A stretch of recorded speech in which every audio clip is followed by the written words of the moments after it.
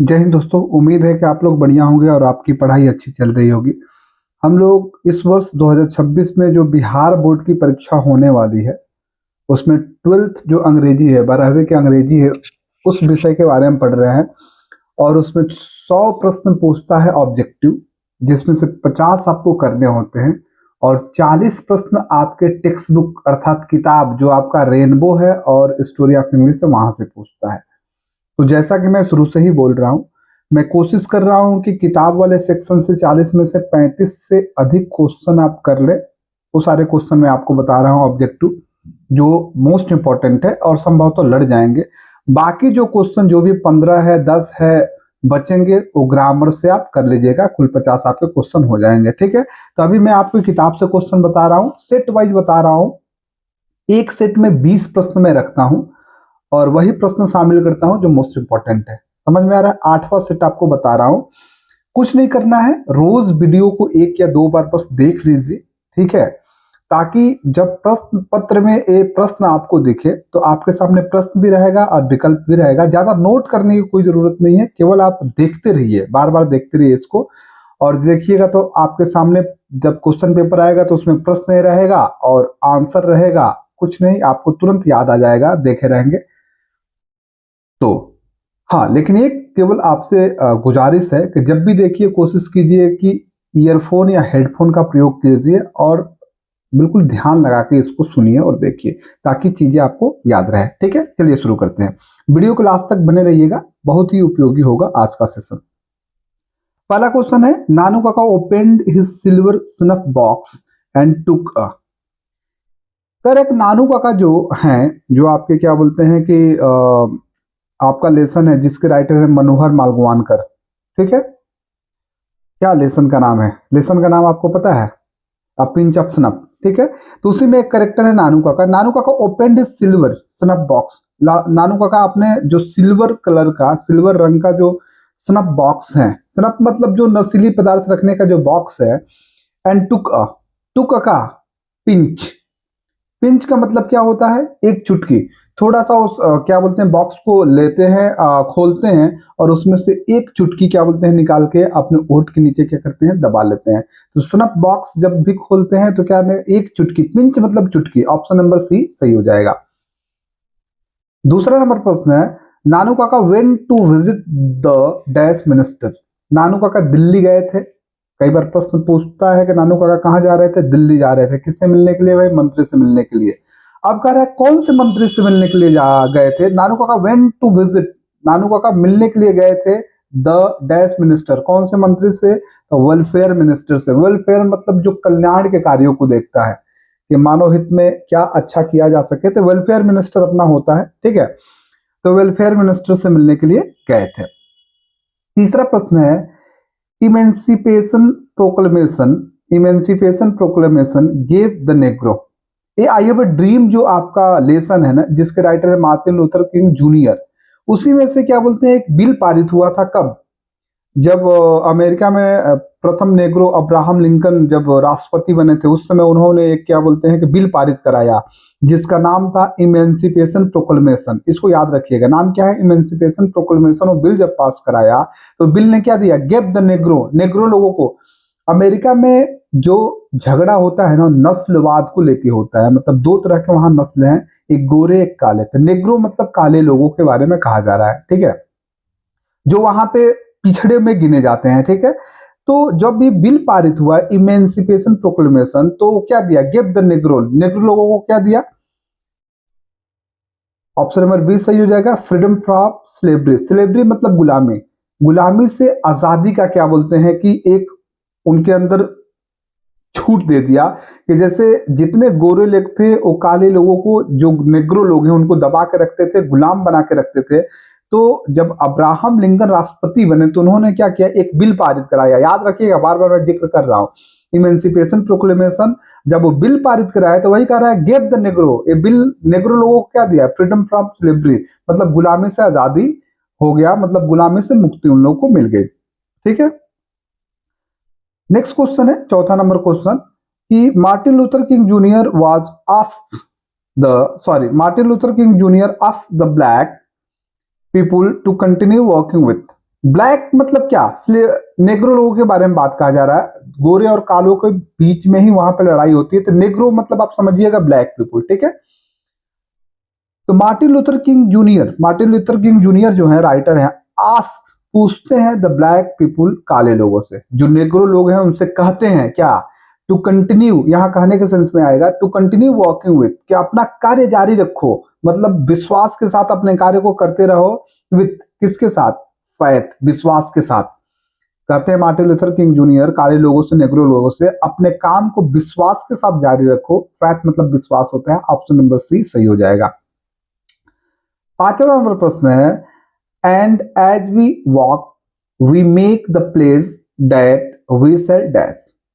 Martin Luther King junior बोलते हैं and as we walk, और जैसे ही हम लोग चलते हैं, वी मेक, या जैसे ही हम लोग आगे बढ़ते हैं, वी मेक द प्लेस, तो हम, प्लेस मतलब प्रतिज्ञा करना, हम लोग प्रतिज्ञा करते हैं दैट वी सेल, क्या, we shall always march ahead, कि हम लोग हमेशा आगे की तरफ बढ़ते रहेंगे, ठीक है। मार्च मतलब होता है, मार्च बोलते हैं ना, मार्च कीजिए, लेफ्ट राइट घूमिए, जब क्या बोलते हैं आप सेना में ऐसे होता है, तो मार्च अहेड, अहेड मतलब आगे। तो मार्टिन लूथर किंग जूनियर क्या बोलते हैं, यहाँ पे आप डबल कामा रख दीजिए, ठीक है ना, कि and as we walk we make the place that we shall always march ahead, और जैसे हम लोग निकलते हैं अपने काम को करने के लिए, तो हम लोग वादा करते हैं, प्रतिज्ञा करते हैं कि हम लोग हमेशा आगे की तरफ बढ़ते जाएंगे, अर्थात पीछे मुड़ के नहीं देखेंगे, पीछे नहीं हटेंगे, अपने काम को विश्वास के साथ करते रहेंगे।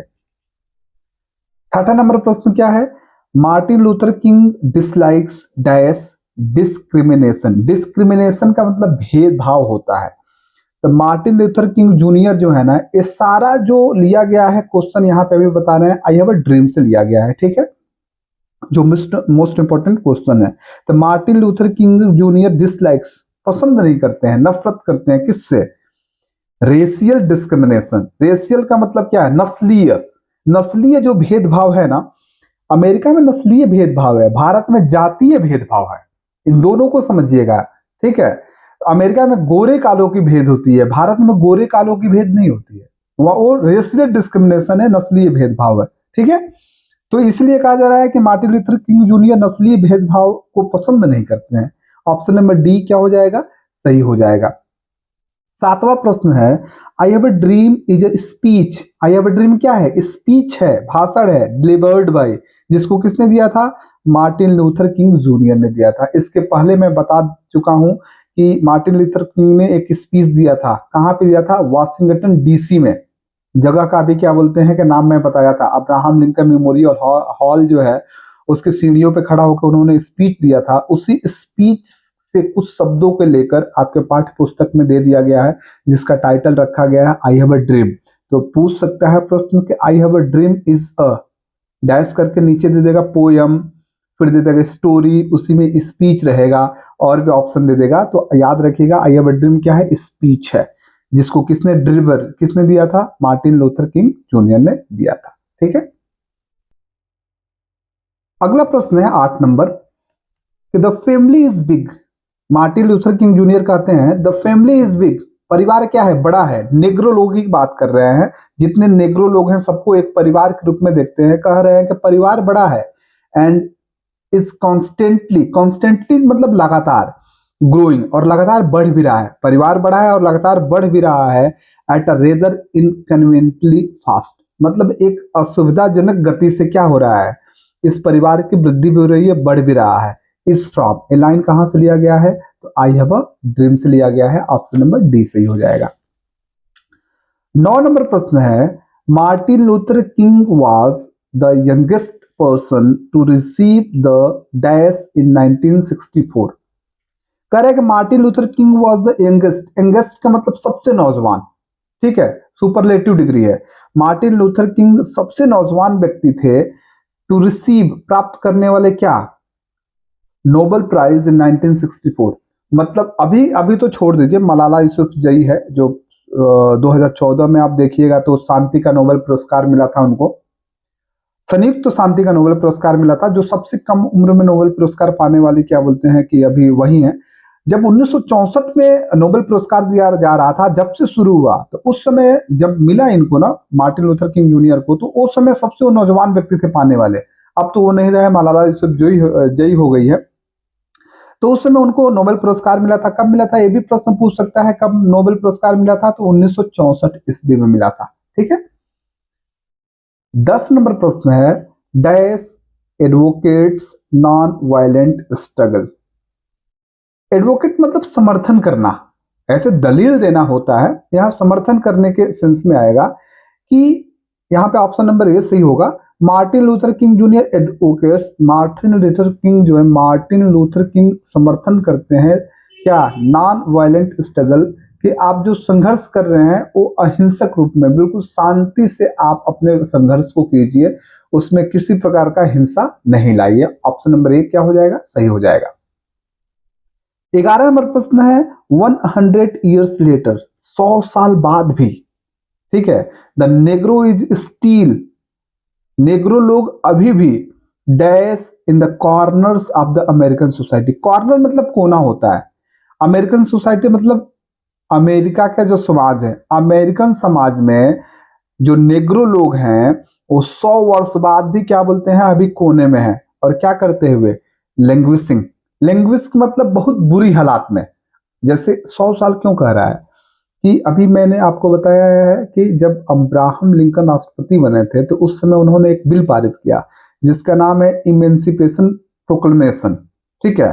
अब जब ये स्पीच दिए हैं ना मार्टिन लूथर किंग जूनियर, तो अब्राहम लिंकन उसके 100 साल पहले उस बिल को पारित किए हैं, लेकिन 100 साल बाद भी क्या बोलते हैं कि जो नेग्रो लोगों की हालात है, जो नेग्रो लोग हैं, काले लोग हैं अमेरिका में ना, वही कह रहे हैं कि 100 ईयर्स लेटर, मतलब उस बिल के पास होने के 100 साल बाद भी उस बिल ने क्या दिया था? नेग्रो लोगों को गुलामी से आजाद कराया था, इसलिए बिल पारित हुआ था संसद में। तो वही कह रहे हैं कि उस बिल के पारित होने के 100 साल बाद भी the Negro is still languishing in the corners of American society, मतलब नेग्रो लोग अभी भी अमेरिका समाज के एकदम कोने में, मतलब एक, मतलब कैसे मैं बताऊं, मतलब समाज के बिल्कुल बाहरी हिस्से में, मतलब वो केंद्र में नहीं है और बहुत बुरी हालात में जैसे भी जीवन अपना यापन कर रहे हैं। ठीक है। 12 नंबर प्रश्न है, Martin Luther King junior wanted the Negroes to continue walking with. ठीक है। एक प्रश्न पहले भी आ चुका है, यहाँ आई होप आप लोग कर लेंगे। Martin Luther King junior wanted, Martin Luther King junior चाहते थे कि the Negroes to continue working, कि नेग्रो लोग अपना कार्य को जारी रखे विथ, किसके साथ? फैथ, विश्वास के साथ। ऑप्शन नंबर डी सही हो जाएगा। एक क्वेश्चन पहले भी आया है, अभी दूसरे रूप में आया था, घुमा के प्रश्न वही पूछता है। The dash would not be satisfied until justice roll down like water.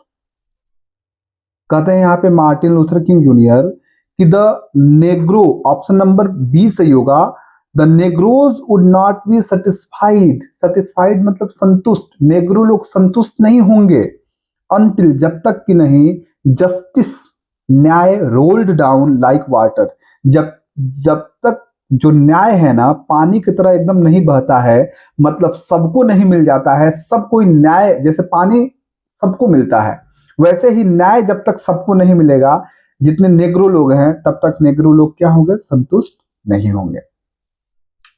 14 number प्रश्न है, the bank of justice is dash. Bank of justice मतलब न्याय देने वाली जो संस्था है जिससे हमको न्याय की उम्मीद होती है, जो न्यायालय है, जो संसद है, ऐसे तो न्यायालय को ही कहा जाता है लेकिन संसद भी न्याय करती है जनता के साथ बिल पास करके। तो the bank of justice is, जो न्यायालय देने की संस्था है वो क्या है? बैंकरप्ट, दिवालिया हो गई है, मतलब उससे न्याय पाने की उम्मीद ही नहीं है, क्योंकि 100 साल उस बिल को पारित हुए हो गया, लेकिन अभी भी जिनके लिए वो बिल पारित हुआ उनकी दशा क्या है? बहुत ही खराब है। ठीक है। ऑप्शन नंबर ए सही होगा। 15 नंबर प्रश्न है, द प्रोज पीस, ये प्रोज है ना, I have a dream, poetry तो अलग है। The prose piece dash is a speech delivered by Martin Luther King junior. अभी आपको मैंने बताया स्पीच है जिसको मार्टिन लूथर किंग जूनियर ने दिया है, वो कौन सा है? तो I have a dream. The prose piece I have a dream is a speech delivered by Martin Luther King junior. I have a dream क्या है? एक स्पीच है, भाषण है, जिसको मार्टिन लूथर किंग जूनियर ने दिया है। ठीक है। 16 नंबर प्रश्न है, dash is sweltering with the heat of injustice and operation. Operation मतलब अत्याचार होता है, इनजस्टिस मतलब अन्याय होता है। स्वेल्टरिंग का मतलब क्या होता है? स्वेल्ट का मतलब तो ऐसे क्या बोलते हैं कि स्वेल्टरिंग मतलब झुलसने के सेंस में आएगा, झुलस जाना। जैसे बहुत धूप होता है ना, तो कैसे आदमी झुलस जाता है, जल जाता है, तो उसी के सेंस में आ रहा है। करेक्ट, डैश इज स्वेल्टरिंग, झुलस रहा है, with the heat of injustice, अन्याय की गर्मी से, एंड ऑपरेशन और अत्याचार की गर्मी से। कौन सा जगह है? तो मिसिसिपी। मिसिसिपी में सबसे ज्यादा नेग्रो लोग रह रहे थे उस वक्त। तो कह रहे हैं Mississippi is sweltering with the heat of injustice and operation.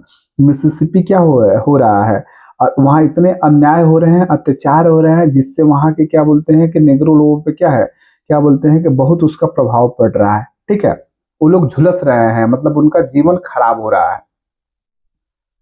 17वां प्रश्न है, द स्टेट ऑफ डैश। इसी प्रश्न को जैसे पूछ रहा है, the state of dash is sweltering with the heat of injustice and operation. ठीक है ना, oppress will be transferred into an oasis of freedom and injustice। यहीं से आप उठा के ऑप्शन रख दीजिएगा, द स्टेट ऑफ क्या? मिसिसिपी। ऑप्शन नंबर डी सही हो जाएगा। थोड़ा सा बढ़ा के इसमें कह रहे हैं, लेकिन ऑप्शन तो यही सही होगा कि जो मिसिसिपी जो राज्य है वो क्या हो रहा है? अन्याय और अत्याचार से क्या हो रहा है? झुलस रहा है, और झुलसने के बाद क्या हो जाएगा? विल बी ट्रांसफॉर्म्ड, परिवर्तित हो जाएगा, इनटू एन ओएसिस, एक ओएसिस के रूप में, फ्रीडम एंड जस्टिस, स्वतंत्रता और न्याय के।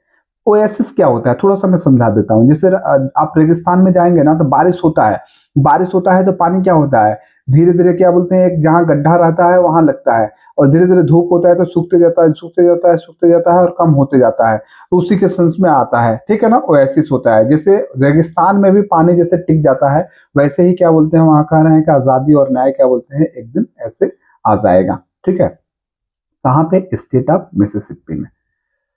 18 नंबर प्रश्न है, according to Martin Luther King junior. Martin Luther King junior के अनुसार, लेट अस नॉट वेलो इन द वैली ऑफ क्या? In the valley of disappear. Disappear मतलब निराशा होता है।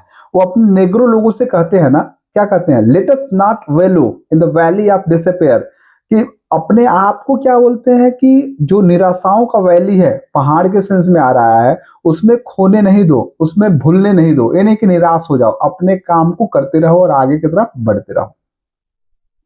19 नंबर प्रश्न है, आई have a dream is a part of. देखिए इसमें से तो आप खुद ही मार देंगे, इज अ पार्ट ऑफ क्या है? स्पीच। कई बार आ चुका है। ठीक है।